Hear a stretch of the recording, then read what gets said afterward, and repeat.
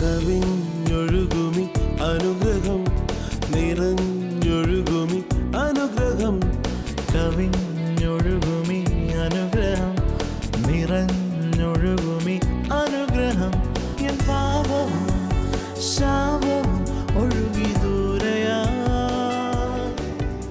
ഞാൻ സൗഖ്യമാ.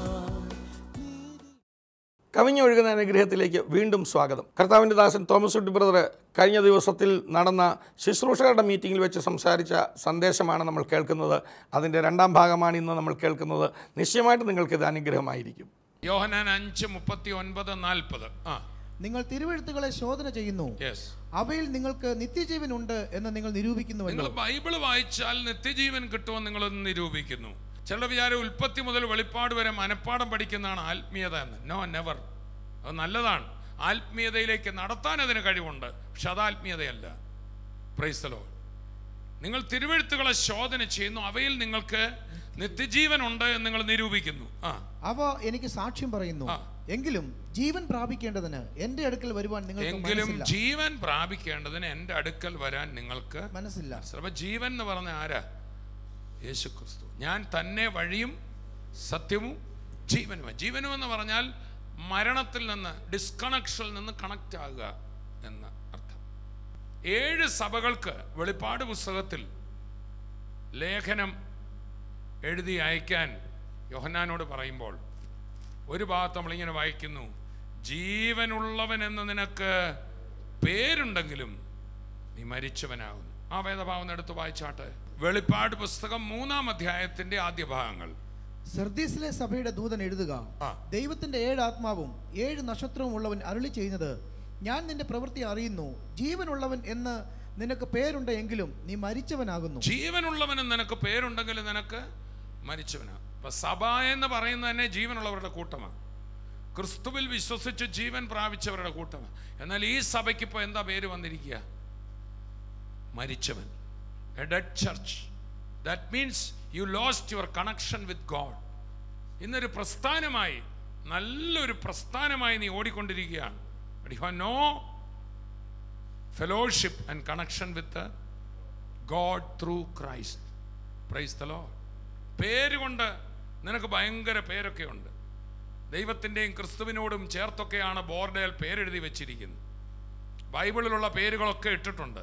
പക്ഷേ ദൈവം നിന്നിൽ പ്രവർത്തിക്കുന്നില്ല, ക്രിസ്തു നിന്റെ മധ്യത്തിലില്ല. ആ ഒരവസ്ഥയെക്കുറിച്ചാണ് ജീവനുള്ളവൻ എന്ന് നിനക്ക് പേരുണ്ടെങ്കിലും നീ മരിച്ചവനാണ്. Praise the Lord. അപ്പോൾ ബൈബിൾ മരണം എന്നതുകൊണ്ട് ഉദ്ദേശിക്കുന്ന എന്താണ്? ദൈവത്തിൽ നിന്നുള്ള വേർപാട്. മനുഷ്യനെന്ന് പറഞ്ഞാൽ തന്നെ ദൈവത്തോട് ചേർന്നിരുന്നാൽ മാത്രം നോർമലായി ഫങ്ഷൻ ചെയ്യുന്ന ഒന്നാണ്. അല്ലെങ്കിലും ഫങ്ഷൻ ചെയ്യും. എൻ്റെ കയ്യിലിരിക്കുന്ന മൊബൈൽ ഫോൺ ഒരു സിം കാർഡ് ഇട്ടാൽ മാത്രമേ ഇതിന് അതിൻ്റെ പ്രൊവൈഡറുമായിട്ട് കണക്ഷനുള്ളൂ. അല്ലെങ്കിലും ഇത് ഫങ്ഷൻ ചെയ്യും. എന്തായാലും ഒച്ച കേൾക്കും, ലൈറ്റ് കത്തും, എല്ലാം ചെയ്യും. പക്ഷേ അതിൻ്റെ പ്രൊവൈഡറിൽ നിന്ന് സന്ദേശവും അതിന് പിടികിട്ടുന്നുണ്ട്. അങ്ങനെ ദൈവത്തിൽ നിന്ന് പാപത്താൽ മനുഷ്യൻ അകന്ന അവസ്ഥ. അതോടുകൂടി അവൻ എന്തുണ്ടായി? നിരാശ, ഭയം, അന്തഛിദ്രങ്ങൾ. ഈ ലോകം വിട്ടാൽ, ശരീരത്തിൻ്റെ നിന്ന് ജീവൻ എന്നിൽ വിടുമ്പോൾ ഞാൻ എവിടെ പോകും അവൻ അറിയില്ല. അതുകൊണ്ട് അവൻ എന്ത് ചെയ്തു? ചിലർ വിചാരിച്ചു ഈ ലോകത്തിനപ്പുറത്തൊന്നും ഇല്ല, ഈ ശരീരത്തിലുള്ള ജീവിതം മാത്രമാണ് ജീവിതം, അതുകൊണ്ട് എങ്ങനെയും ജീവിക്കുക. അതുകൊണ്ടാണ് ക്രിസ്തുവിന് മുമ്പ് തത്വചിന്തകൾ, ഗ്രീക്ക് തത്വചിന്തകൾ എഴുന്നേറ്റ് വന്ന കാലത്ത് എപ്പിക്യൂരിയനിസം എന്ന് പറയുന്ന ഒരു തത്വചിന്തയുണ്ട്. അവരോട് അപ്പോസ്തലനായ പൗലോസ് സംസാരിക്കുന്നതായി നമ്മൾ അപ്പോസ്തല പ്രവൃത്തികളിൽ വായിക്കുന്നു. എപ്പിക്യൂരിയൻ എന്ന് പറയുന്ന ഒരു തത്വചിന്തകൻ ഇങ്ങനെയാണ് പറഞ്ഞത്: തിന്നുക, കുടിക്കുക, ആനന്ദിക്കുക, നാളെ ചാവുമല്ലോ.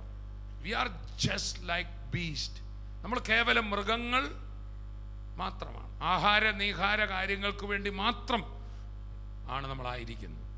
ഈ ലോകത്തിൽ മാക്സിമം സുഖിക്കുക, ഈ പറഞ്ഞ ഫിലോസഫി ആണ് ആ പേരിലല്ലെങ്കിലും ഇന്ന് ലോക മനുഷ്യൻ്റെ ഉള്ളിൽ നിലകൊള്ളുന്നത്.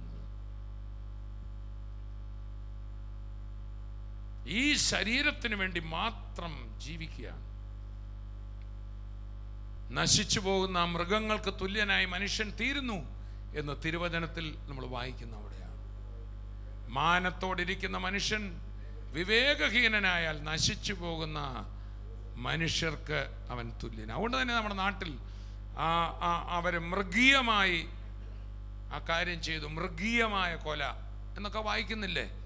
അപ്പം മൃഗീയമല്ല മനുഷ്യൻ എന്ന ഭാഷ തന്നെ സമ്മതിക്കുന്നു. മനുഷ്യനുള്ളത് മനുഷ്യത്വമാണ്, മൃഗത്തിലുള്ളത് മൃഗീയതയാണ്. എന്നാൽ എപ്പോഴാണ് ഈ മൃഗീയത വരുന്നത്? അവന് ഇതിനപ്പുറത്തൊന്നുമില്ല. അവൻ്റെ ശരീരത്തെ ജീവൻ പോകുന്നതോടെ എല്ലാം തീരുകയാണ്. അതുകൊണ്ട് ചില വിചാരിക്കുന്നു ആത്മഹത്യ പരിഹാരമാണ്. എൻ്റെ പ്രിയ സ്നേഹിത, നിന്റെ വ്യക്തിത്വം തീരുന്നില്ല, നിന്റെ വീടിടിച്ച് കളയുന്നേ ഉള്ളൂ. പൗലോസ് പറയുമ്പോൾ എൻ്റെ മൺകൂടാരം, പത്രോസ് പറയുമ്പോൾ എൻ്റെ മൺകൂടാരം. ആ യഥാർത്ഥ ബോധ്യം ലഭിച്ചവർക്കറിയാം ഈ ശരീരം, എന്നിലെ യഥാർത്ഥ വ്യക്തിത്വം ജീവിക്കുന്ന മൺകൂടാരം മാത്രമാണ്. ദൈവത്തിൻ്റെ ആത്മാവിനെ കൊണ്ടുവെക്കുവാൻ ദൈവം മണ്ണിൽ നിന്ന് ഒരു കൂടാരമുണ്ടാക്കി. അതാണ് ഈ തൊടാവുന്ന നമ്മുടെ ശരീരം. എന്നാൽ ദൈവവചനത്തിൻ്റെ ഏറ്റവും വലിയൊരു ശ്രേഷ്ഠത എന്താണെന്ന് ചോദിച്ചാൽ, ഇത് വെറും മണ്ണാണ്, അതുകൊണ്ട് നീ ഈ ശരീരത്തെ അങ്ങ് ഉപേക്ഷിച്ചേരെന്ന് പറയുന്നൊരു ഉപദേശം ഇതിനകത്തില്ല. ദൈവസൃഷ്ടിയായ ശ്രേഷ്ഠനായ ആത്മാവ് വസിക്കുന്ന ശരീരത്തെ ഓണർ ചെയ്യണമെന്നാണ് വചനം പഠിപ്പിക്കുന്നത്. ഹല്ലേലൂയ. ക്രിസ്തുവിൻ്റെ ഈ ടീച്ചിങ്ങിൽ ദൈവത്തിൻ്റെ വചനമാണ് ശരീരത്തിന് കൊടുക്കേണ്ട ഇമ്പോർട്ടൻസ്. ഒരു ഭാഗത്ത് കുറേ പേർ ഓവർ ഇമ്പോർട്ടൻസ് കൊടുക്കുമ്പോൾ ഒരു ഭാഗത്ത് ചിലർ അതിനെ എന്ത് ചെയ്യുന്നു? ഉപേക്ഷിക്കുന്നു. 1-ാം നൂറ്റാണ്ടിലെ മറ്റൊരു തത്വജ്ഞാന ശാഖയായിരുന്നു ജ്ഞാനവാദം. ഭൗതിക ലോകത്തിൽ നിന്ന് വേർപെട്ടിരുന്നാൽ ആത്മീയത കൈവരിക്കാം എന്നവർ ധരിച്ചു. ആത്മീയതയുടെ വേറൊരു എൻഡിലേക്ക് പോവുകയാണ്. അതുകൊണ്ട് എന്ത് ചെയ്യുക? തൊടരുത്, പിടിക്കരുത്, രുചിക്കരുത് എന്നിങ്ങനെയുള്ള ഉപദേശത്തിന് അവർ കീഴ്പ്പെട്ടു എന്നെവിടെ വായിക്കുന്നു? കൊലോസ്യ ലേഖനത്തിൽ നമ്മൾ വായിക്കുന്നു. ആ വേദഭാഗം ഒന്ന് വായിക്കാൻ പോകുകയാണ്. കൊലോസ്യ ലേഖനം 2-ാം അധ്യായം 16-ാം വാക്യം വായിക്കപ്പെടുന്നത് ശ്രദ്ധിക്കുക. അതുകൊണ്ട് ഭക്ഷണപാനങ്ങൾ സംബന്ധിച്ചോ പെരുന്നാൾ, വാവ്, ശബത്ത് എന്നീ കാര്യത്തിലോ ആരും നിങ്ങളെ വിധിക്കരുത്. ഇവ വരുവാനിരുന്നവയുടെ നിഴലത്രേ. ദേഹം എന്നതോ ക്രിസ്തുവിനുള്ളത്. താഴ്മയിലും ദൂതന്മാരെ ആരാധിക്കുന്നതിലും രസിച്ച്, താഴ്മയിലും എന്നുള്ളത് ഇംഗ്ലീഷിൽ ഫോൾസ് ഹ്യൂമിലിറ്റി എന്നാണ്, മായത്താഴ്മ. ശരീരത്തെ ഉപേക്ഷിച്ചുകൊണ്ട്, ശരീരത്തെ ദണ്ണിപ്പിച്ചുകൊണ്ട്, ശരീരത്തിൻ്റെ ആവശ്യങ്ങളെ നിറവേറ്റാതെ, അങ്ങനെ ഒരു മതപരമായ ഒരു താഴ്മയുടെ രൂപം കാണിക്കുന്ന ഒരു രീതി എന്നുണ്ടായിരുന്നു 1-ാം നൂറ്റാണ്ടിൽ ഉണ്ടായിരുന്നു. ശരീരത്തിൻ്റെ ഉപേക്ഷയിലും രസിക്കുന്നവർ, താഴ്മയിലും ദൂതന്മാരെ ആരാധിക്കുന്നതിലും, മായത്താഴ്മയിലും ദൂതന്മാരെ ആരാധിക്കുന്നതിലും രസിച്ച് സ്വന്തം ദർശനങ്ങളിൽ പ്രവേശിക്കുകയും തന്റെ ജഡ മനസ്സിനാൽ വെറുതെ ചീർക്കുകയും തലയെ മുറുകെ പിടിക്കാതിരിക്കുകയും ചെയ്യുന്നവൻ, തലയായ ക്രിസ്തു അഥവാ ജീവനുമായി ദൈവത്തെ മുറുകെ പിടിക്കുന്നില്ല. സ്വന്തം ശരീരത്തിൽ സ്വയ ദർശനങ്ങളിൽ ഞാൻ തന്നെ ദൈവഭക്തിയുടെ ഒരു മാർഗം കണ്ടെത്തിയിരിക്കുക. എൻ്റെ ദർശനം ദൈവികനാകണോ, ഞാൻ ഇങ്ങനെയൊക്കെ കാണിക്കണം, അത് മനുഷ്യൻ കണ്ടുപിടിച്ചതാണ്. സ്വന്തം ദർശനങ്ങളിൽ പ്രവേശിക്കുകയും തലയെ മുറുകെ പിടിക്കാതിരിക്കുകയും ചെയ്യുന്നവൻ ആരും നിങ്ങളുടെ വിരുദ്ധ തെറ്റിക്കരുത്. അപ്പൊ ആദിമ സഭയിൽ ആ ക്രിസ്തുവിനോടുള്ള ബന്ധത്തിൽ നിന്ന് എൻ്റെ ശരീരത്തിൽ ഞാൻ എന്തോ മായത്താഴ്മയൊക്കെ കാണിച്ച് നടന്നാൽ, എൻ്റെ ശരീരത്തെ ദണ്ണിപ്പിച്ചാൽ, അതാണ് ആത്മീയത എന്ന് പറയുന്ന ഏതോ ഉപദേശങ്ങൾ കൊലോസ്യ സഭയിലേക്ക് നുഴഞ്ഞു കയറി വന്നപ്പോൾ പറയണം, അങ്ങനെ ഉപദേശിക്കുന്നവരെ ആരും നിങ്ങളുടെ വിരുദ്ധ തെറ്റിക്കരുത്. അടുത്ത വാക്യം, തലയായവനിൽ നിന്നല്ലോ ശരീരം മുഴുവൻ സന്ധികളാലും ഞരമ്പുകളാലും. ഇതാണ് ജീവൻ. തല ആരാ? ക്രിസ്തു. ഇപ്പൊ ക്രിസ്തുവുമായി വീണ്ടും റീകണക്റ്റഡ്. മുമ്പേ ബിജു ബ്രദർ പറഞ്ഞ പോലെ being reconnected with God through Christ. അതിനാണ് വീണ്ടും ജനനം എന്ന് പറയുന്നത്. Praise the Lord. തലയായവനിൽ നിന്നല്ലോ ശരീരം മുഴുവൻ സന്ധികളാലും ഞരമ്പുകളാലും ചൈതന്യം ലഭിച്ചു. ചൈതന്യം എന്ന് പറഞ്ഞാൽ ജീവൻ. ഹോൾ ബോഡി, നമ്മൾ മുഴുവൻ, നമ്മൾ അപ്പൊ തന്നെ ക്രിസ്തുവാകുന്ന ശിരസിലെ ഓരോ അവയവങ്ങളാണ് നമ്മൾ ഓരോരുത്തരും. ശരീരം മുഴുവൻ സന്ധികളാലും ഞരമ്പുകളാലും ചൈതന്യം ലഭിച്ചും ഏകീഭവിച്ചും ദൈവികമായ വളർച്ച പ്രാപിക്കുന്നു. അടുത്ത വാക്യം, നിങ്ങൾ ക്രിസ്തുവിനോട് കൂടെ ലോകത്തിന്റെ ആദ്യ പാഠങ്ങൾ സംബന്ധിച്ച് മരിച്ചു എങ്കിൽ ലോകത്തിൽ ജീവിക്കുന്ന. ഇത് വേറൊരു മരണമാണ് കേട്ടോ, ക്രിസ്തുവിനോട് കൂടെയുള്ള മരണം. ആ മരണമാണ് സംഭവിക്കേണ്ടത്. എന്ന് പറഞ്ഞാൽ ആത്മീയത എന്ന് പറഞ്ഞാൽ ഇതൊക്കെയാണെന്ന് പറയുന്ന ആ ഒരു ചിന്താഗതിയിൽ നിന്നുള്ളൊരു മരണം. ലോകത്തിന്റെ ആദ്യ പാഠങ്ങൾ സംബന്ധിച്ച് മരിച്ചുവെങ്കിൽ ലോകത്തിൽ ജീവിക്കുന്നവരെ പോലെ മാനുഷിക കൽപ്പനകൾക്കും ഉപദേശങ്ങൾക്കും അനുസരണമായി പിടിക്കരുത്, രുചിക്കരുത്, തുടരുത്. ഇതൊന്നും തുടരുത്. അബ്സ്റ്റൈനിങ്, ഏതിൽ നിന്നൊക്കെ ഇന്ന ഭക്ഷണം കഴിക്കരുത്, ഇന്നടത്ത് തുടരുത്, അതുവഴി പോകരുത്, ഇന്ന വസ്ത്രം ധരിക്കരുത്. ഇതുകൊണ്ടൊക്കെ ശരീരത്തിൽ കാണിക്കുന്ന കാര്യങ്ങൾ കൊണ്ട് ആത്മീയത കൈവരിക്കാം എന്ന് ചിന്തിക്കുന്നു. തുടരുത്, പിടിക്കരുത്, എന്ന് രുചിക്കരുത് എന്നുള്ള ചട്ടങ്ങൾക്ക് കീഴ്പ്പെടുന്നത് എന്ത്? അതിന് കീഴ്പ്പെടുന്നത് എന്ത്? ഇതെല്ലാം ഉപയോഗത്താൽ നശിച്ചു പോകുന്നത് അത്രേ. ഈ കഴിക്കുന്ന ഭക്ഷണവും ഇതൊക്കെ ഉപയോഗത്താൽ നശിച്ചു പോകുന്നത്. ഇത് സംബന്ധിച്ച് യേശു പറഞ്ഞൊരു വാക്ക് നിങ്ങൾ ഓർക്കുന്നുണ്ടോ? നിങ്ങളുടെ വായ്ക്കകത്തേക്ക് പോകുന്നത് നിങ്ങളെ അശുദ്ധരാക്കത്തില്ല. അത് ഇന്ന് വായ്ക്കകത്ത് പോയി നാളെ മറപ്പുരയിൽ പോയി അതങ്ങനെ പോവുകയാണ്. അതാണ് ഉപയോഗത്താൽ നശിച്ചു പോകുന്ന ഇതൊക്കെ. ഇത് നിങ്ങൾ കഴിക്കുന്ന ഭക്ഷണം നിങ്ങളുടെ സ്വഭാവത്തെ മാറ്റില്ല. അതാ യേശു പറഞ്ഞ നിങ്ങളുടെ വായ്ക്കകത്തേക്ക് പോകും നിങ്ങൾ അശുദ്ധരാകത്തില്ല. നിങ്ങളുടെ വായിൽ നിന്ന് പുറപ്പെട്ടു വരുന്നതാണ്, നിങ്ങളുടെ ഹൃദയത്തിൽ നിന്ന് വരുന്നതാണ് വായിൽ നിന്ന് പുറപ്പെടുന്നത്. എങ്ങനെയെന്നാൽ ദുശ്ചിന്ത, വ്യഭിചാരം, പരസംഗം, കപടം, പക, പിണക്കം, ഇതെല്ലാം എവിടെ നിന്ന് പുറപ്പെടുന്നു? ഹൃദയത്തിൽ നിന്ന് പുറപ്പെടുന്നു. അപ്പൊ ക്രിസ്തു മനുഷ്യനെ കേവലം ഒരു ഭൗതിക ശരീരം മാത്രമുള്ള ഒന്നായിട്ട് കാണാതെ അത് നീ വസിക്കുന്ന ഒരു കൂട് മാത്രമാണ്. അപ്പോൾ തന്നെ ഒരു വീട് മാത്രമാണ്. അപ്പോൾ തന്നെ ഈ വീടിന് നീ അർഹിക്കുന്ന ബഹുമാനം കൊടുക്കണം. അതിനെ നീ ഉപേക്ഷയായി വിചാരിക്കരുത്. തുടരുത്, പിടിക്കരുത് നീ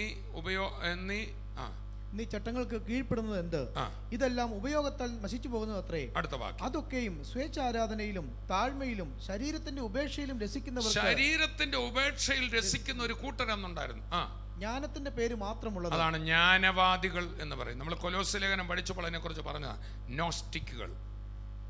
പേരുകൊണ്ട് ഇത് വലിയൊരു ആത്മീയതയാണെന്ന് നമുക്ക് തോന്നും. എന്തൊരു താഴ്മയാ! അദ്ദേഹം ഇപ്പൊ ശ്വാസം പോലും വലിക്കത്തില്ല കേട്ടോ. അങ്ങനെ നിങ്ങൾക്ക് ജീവിക്കാനൊക്കത്തില്ല. ഈ ഭൂമിയിലെ എന്തിൽ നിന്നെങ്കിലും മാറിയിരിക്കുന്ന അല്ല ആത്മീയത. പച്ചവെള്ളം കുടിക്കാതിരിക്കുന്ന അല്ല ആത്മീയത. ഞാനിപ്പം വെള്ളം പോലും എന്ത് ചെയ്യത്തില്ല, കുടിക്കണ്ട. അതുകൊണ്ട് ഏതുണ്ടാകില്ല, ആത്മാവിനൊരു മാറ്റവും സംഭവിക്കത്തില്ല. ചുരുക്കി പറഞ്ഞാൽ ആത്മീകമായി ദൈവത്തോട് സംഭവിച്ച വേർപാട് മാറ്റാൻ എൻ്റെ ശരീരത്തിൽ ചെയ്യുന്ന ഒരു ക്രിയ കൊണ്ട് നടക്കത്തില്ല. ചേർന്ന് കർത്താവിനെ സ്തുതിക്കുക. അനുഗ്രഹിക്കപ്പെട്ട സന്ദേശം നിങ്ങൾ കേട്ടില്ലേ? പ്രിയപ്പെട്ടവർ, ഇന്ന് നമ്മൾ കേട്ടതുപോലെ ആത്മീയമായി നമ്മൾ ദൈവത്തിൽ നിന്ന് വേർപെട്ടു പോയി. എന്നാൽ ആ വേർപാടിനെ നീക്കം ചെയ്യുവാൻ, മാറ്റുവാൻ നമ്മൾ ജഡത്തിൽ എന്തെങ്കിലും വേർപെട്ടത് കൊണ്ട് ഒരു കാര്യവുമില്ല. ഈ ഭൂമിയിലുള്ള നമ്മളൊരു സാമൂഹ്യ ജീവിയാണ്. ഈ സമൂഹത്തിൽ നിന്ന് നമ്മൾ വേർപെട്ടത് കൊണ്ടോ നമ്മുടെ ജഡത്തിൽ എന്തെങ്കിലും പ്രവർത്തനങ്ങൾ ചെയ്തതുകൊണ്ടോ ഒന്നും ദൈവത്തിൽ നിന്നുള്ള ആ അകലം മാറ്റുവാൻ നമുക്ക് കഴിയുകയില്ല. ആ ദൈവത്തിൽ നിന്നുള്ള അകലം മാറ്റി ദൈവത്തോട് നമ്മൾ അടുക്കണമെങ്കിൽ, ആ വേർപാട് മാറി ദൈവവുമായിട്ടൊരു നല്ല ബന്ധം സ്ഥാപിക്കണമെങ്കിൽ അതിനൊരൊറ്റ മാർഗ്ഗമേ ഉള്ളൂ. ആ മാർഗ്ഗമാണ് യേശു ക്രിസ്തു. അത് ദൈവം തന്നെ ഒരുക്കി വെച്ചതാണ്. തന്നിൽ നിന്ന് അകന്നുപോയ, വേർപെട്ടുപോയ മനുഷ്യനെ തന്നിലേക്ക് അടുപ്പിക്കുവാൻ, തന്നോട് നിരപ്പിക്കുവാൻ യേശുവിനെ, തൻ്റെ പുത്രനായ യേശുവിനെ ഈ ഭൂമിയിലേക്ക് എൻ്റെ ദൈവം അയച്ചു. അതുകൊണ്ട് യേശുവിൽ കൂടെയാണ് നമുക്ക് വാസ്തവത്തിൽ ദൈവത്തോടുള്ള അടുപ്പം വരുന്നത്. അത് തിരിച്ചറിയുക. ഇന്ന് കേട്ട സന്ദേശം പോലെ അത് തിരിച്ചറിയുമ്പോൾ യേശുക്രിസ്തുവിലാണ് എനിക്ക് ദൈവത്തോട് നിരപ്പാകുവാൻ കഴിയുന്നത്. അവിടെ ഞാൻ യേശുവിലാകുമ്പോൾ പഴയത് മാറി പുതിയതിലേക്ക് ഞാൻ വന്നു, എനിക്ക് വീണ്ടും ജനനം സംഭവിച്ചു എന്ന് നമ്മൾ തിരിച്ചറിയും. ആ തിരിച്ചറിവിൽ ജീവിക്കുക എന്നുള്ളതാണ് ഈ ലോകത്തൊരു ജയകരമായ ജീവിതം. അതിന് നമ്മൾക്ക് യേശുവിൻ്റെ സഹായം കൂടിയേ തീരൂ. അതുകൊണ്ടാണ് യേശുവിൽ ആശ്രയിക്കുക എന്ന് നമ്മൾ പറയുന്നത്. പ്രിയപ്പെട്ടവരെ, അത് തിരിച്ചറിയുമ്പോൾ, ആ യേശുവിൽ നമ്മൾ ആശ്രയിക്കുമ്പോൾ ഒരു അനുഗ്രഹിക്കപ്പെട്ട ജീവിതം നമുക്കിവിടെ സാധ്യമാകും. ഇന്നും നമുക്ക് പ്രാർത്ഥിക്കാൻ പോവുകയാണ്. കാരണം ഇന്ന് രോഗത്താൽ ഭാരപ്പെടുന്നവർ, ജീവിതത്തിൻ്റെ പലവിധ പ്രശ്നങ്ങളിൽ പരാജയം അനുഭവിച്ച് നിൽക്കുന്നവർ, അവർക്കൊരു ജയകരമായ ജീവിതം ലഭിക്കണമെങ്കിൽ ഈ യേശുവിൽ സംഭവിക്കും. യേശു തന്നെ പറഞ്ഞല്ലോ, എൻ്റെ നാമത്തിൽ നിങ്ങൾ എന്ത് ചോദിച്ചാലും അത് ഞാൻ നിങ്ങൾക്ക് തരും. അതാ യേശുവിൻ്റെ പ്രസക്തി. അവൻ്റെ നാമത്തിൻ്റെ അധികാരം, ആ നാമത്തിൻ്റെ പവർ, അത് ഇതിൽ കൂടെ നമുക്ക് വെളിപ്പെട്ട് വരും. അതുകൊണ്ട് നമുക്കൊരു നിമിഷം കണ്ണുകളെ അടയ്ക്കാം, പ്രാർത്ഥിക്കാം. ഇന്ന് രോഗികളായിട്ടുള്ളവർ എന്നെ കേൾക്കുന്നുണ്ട്, ക്യാൻസർ രോഗികളുണ്ട്. അതുപോലെ തന്നെ ദൈവത്തിൻ്റെ ആത്മാവ് ഇങ്ങനെ പറയുന്നു, ഈ അസ്ഥി സംബന്ധമായി പ്രയാസം അനുഭവിക്കുന്നവർ, പ്രത്യേകിച്ച് അസ്ഥി കഴിക്കുന്നത് പോലെ വേദന അനുഭവിക്കുന്നവർ, അസ്ഥിയുടെ മജ്ജയ്ക്ക് പ്രോബ്ലമായിട്ടുള്ളവർ, അതുപോലെ തന്നെ ഈ ഓസ്റ്റിയോപൊറോസിസ് എന്ന് പറഞ്ഞാൽ അസ്ഥി ദ്രവിക്കുന്ന അവസ്ഥയുള്ളവർ ഒക്കെ ഇന്ന് എന്നെ കേൾക്കുന്നുണ്ട്. പ്രത്യേകിച്ച് ദൈവാത്മാവ് കാണിക്കുന്ന ഒരു കാഴ്ച, ഈ ഇടുപ്പല്ലിന് വേദനയായിട്ട് നടക്കുമ്പോൾ ബുദ്ധിമുട്ട്, ആ ബോൾ ആൻഡ് സോക്കറ്റ് ജോയിൻ്റ് അതിന് ബുദ്ധിമുട്ടാണ്. അവിടെ ആ അസ്ഥിക്ക് തേയ്മാനം സംഭവിച്ച് അതിൻ്റെ മിനുസം നഷ്ടപ്പെട്ട് പരിപരിപ്പായതുകൊണ്ട് വളരെ വേദന, നടക്കുമ്പോഴും ഒക്കെ വളരെ വേദന അനുഭവിക്കുന്ന വ്യക്തികൾ ഇന്ന് എന്നെ കേൾക്കുന്നുണ്ട്. ഇന്ന് എൻ്റെ കർത്താവ് നിങ്ങളെ സൗഖ്യമാക്കും. അവൻ്റെ നാമം പറഞ്ഞാൽ അവിടെ അത്ഭുതമുണ്ട് എന്ന് വാക്ക് പറഞ്ഞിട്ടുണ്ട്. അതുകൊണ്ട് നമുക്ക് പ്രാർത്ഥിക്കാം. എല്ലാവരും ആ കണ്ണുകളെ ഒന്ന് അടച്ചാട്ടെ. പ്രിയ പിതാവെ, ഞങ്ങൾ അങ്ങയെ സ്തുതിക്കുന്നു. യേശു ക്രിസ്തുവിൻ്റെ നാമത്തിൽ ഞങ്ങൾ ഒരുമനപ്പെടുകയാണ്. കർത്താവെ, അസ്ഥി സംബന്ധമായി രോഗത്താൽ ഭാരപ്പെടുന്നവർക്ക് വേണ്ടി പ്രാർത്ഥിക്കുന്നു. കർത്താവെ, അവിടുന്ന് പുതുത് സൃഷ്ടിച്ചു തരുവാൻ മതിയായവനാണല്ലോ. കേടുവന്ന അസ്ഥികൾ മാറി പുതിയ അസ്ഥികൾ അവർ സൃഷ്ടിക്കപ്പെടട്ടെ ഇപ്പോൾ തന്നെ. കർത്താവെ, അപ്പോൾ തന്നെ തേയ്മാനം വന്ന അസ്ഥികൾ മാറി പുതിയത് സൃഷ്ടിക്കപ്പെടട്ടെ. എല്ലാം അവിടുന്ന് സൗഖ്യമാക്കുന്നവനും പുതുതായി സൃഷ്ടിച്ചു തരുന്നവനുമായ കർത്താവാണല്ലോ. യേശുക്രിസ്തുവിൻ്റെ നാമത്തിൽ ഞങ്ങൾ പ്രാർത്ഥിക്കുന്നു. ഇപ്പോൾ തന്നെ കണ്ണുകളുടെ കാഴ്ച തകരാറുകൾ മാറട്ടെ. യേശുവിൻ്റെ നാമത്തിൽ ആ തിമിരത്തെ ഞാൻ ശാസിക്കുന്നു. കണ്ണുകൾ തുറന്നു വരുവാൻ, അന്ധതയെ ഞാൻ ശാസിക്കുകയാണ്. കണ്ണുകൾ തുറന്നു വരുവാൻ ഞാൻ കൽപ്പിക്കുന്നു യേശുവിൻ്റെ നാമത്തിൽ. കർത്താവെ, ജന്മന അന്ധരായിട്ടുള്ള കുഞ്ഞുങ്ങളുടെ കണ്ണുകൾ ഇപ്പോൾ തന്നെ തുറന്നു വരട്ടെ യേശുവിൻ്റെ നാമത്തിൽ. അത്ഭുത സൗഖ്യം. ഇന്ന് എന്നെ കേൾക്കുന്ന രോഗികളായിട്ടുള്ളവർ പൂർണ്ണമായും സൗഖ്യമാകുവാൻ യേശുക്രിസ്തുവിൻ്റെ നാമത്തിൽ ഞാൻ കൽപ്പിക്കുന്നു. വാതരോഗത്തെ യേശുവിൻ്റെ നാമത്തിൽ ഞാൻ ശാസിക്കുന്നു. സ്കിൻ അലർജിയെ യേശുക്രിസ്തുവിൻ്റെ നാമത്തിൽ ഞാൻ ശാസിക്കുന്നു. സോറിയാസിസ് ഇപ്പോൾ തന്നെ വിട്ടുമാറട്ടെ.